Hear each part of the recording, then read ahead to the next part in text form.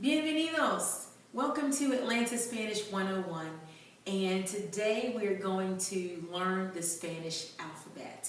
And this is really fun. We're going to spell a little bit today once we learn the letters in Spanish. So, if you could repeat after me, el alfabeto. Muy bien. One more time, el alfabeto.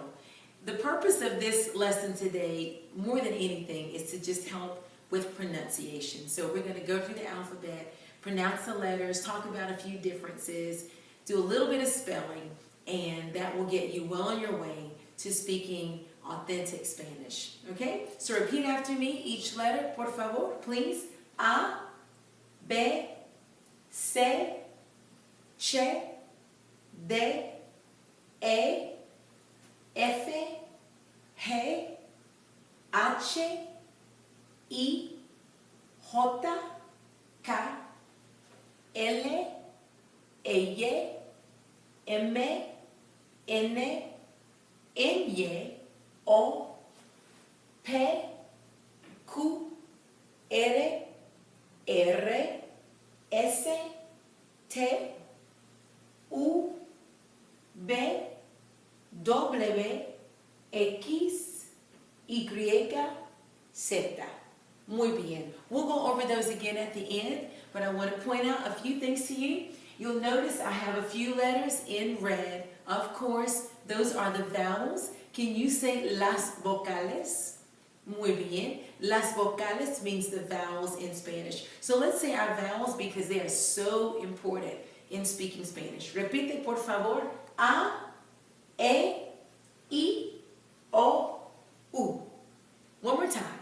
A, E, I, O, U. Cuidado, be careful, because the vowel sounds in Spanish don't change like they do in English, but it's a little confusing at first because the A sounds like our short O. A, the letter E in Spanish is A, and it sounds like our letter A. O stays the same. E, the letter I, sounds like long E in English, and U is pretty much the same. So be very careful. Repeat after me. A, E, I, O, U. When you say your vowels in Spanish, pretend that you have a pair of scissors right at your mouth. You want to cut the sound off because Spanish vowels are not long and drawn out as they tend to be in American English, particularly if you're from the South like I am. You want to be mindful to make your sounds short on purpose, and that gives a more authentic sound. So one more time for las vocales. A, E, I, O, U. Let's do it quickly.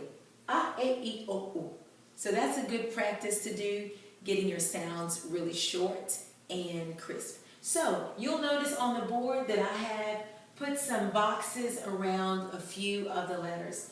These are letters in the alphabet that we do not have in English, but they are in the Spanish alphabet. Now, officially, these letters are no longer a part of the official Spanish alphabet. If you're reading newer books, textbooks, or dictionaries, you will not find these letters, the che, the eye, or the r, listed separately, but I like to include them because they do produce a different sound that we need to be aware of. So if you could repeat after me, che, eye, nye, r.